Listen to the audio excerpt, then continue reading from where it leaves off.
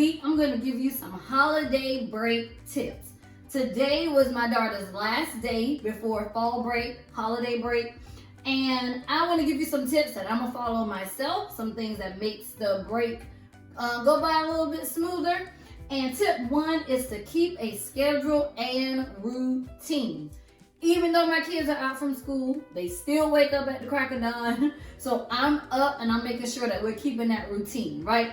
I know when they get to school, they're used to eating breakfast first thing in the morning. So we're waking up, we're eating breakfast, we're doing a couple of lessons. I may let them relax for a little while. Then we're eating lunch, then we're eating a snack, then we're taking a nap, right? So there's some type of schedule and routine that is taking place, and it saves me from answering 30,000 questions. It saves me from hearing how bored they are. It saves me from them asking me questions and if we're going somewhere, if I already have a schedule and routine in place for them, okay?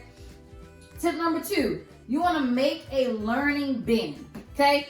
Inside of their learning bin are papers that their teacher may have sent home, maybe some quizzes, some tests, maybe some things that they got a couple questions wrong on, right? And I have them go back and review some things that are inside of their learning bin. And then tip number 3, go out and grab some workbooks. Now I got these workbooks from Dollar Tree, right?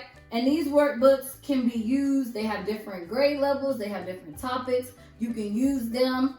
A lot of times it is pre-K through 5th grade. So a lot of the books are elementary. When you get to, even though they have pre-K to 5th grade, when it comes to like 3rd, 4th, and 5th, a lot of times it's hard to find a workbook. But if you go to Dollar Tree or Walmart, usually a lot of times they'll have them and they're usually just $1, right? And it keeps them engaged. It keeps it from being a whole lot of papers because they can literally do 4 or 5 sheets in one book per day, right?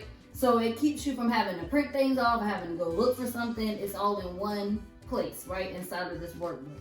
And then we know the holiday is Thanksgiving, right? So tip number 4, cook together. Whatever that dish is that you're gonna make and you're gonna take to the potluck, or if you have people coming over, get them engaged with you in the kitchen. If you're cooking macaroni and cheese, maybe have them cut up the cheese for you, maybe have them help you with the dressing or stuffing, whatever dish that you're making, even if it's a dessert, right? Incorporate them in that dessert that you're actually making.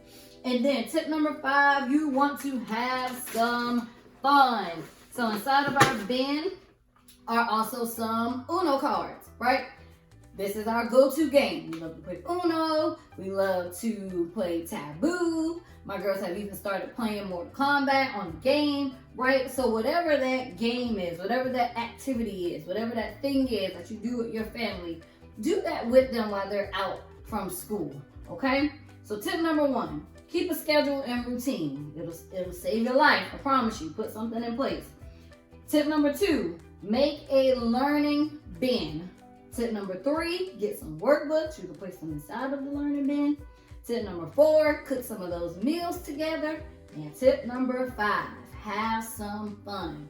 Break out those games. Spend some time with them. And tip number 6, if I can include it too, if you are off from work, also put some self-care things into place.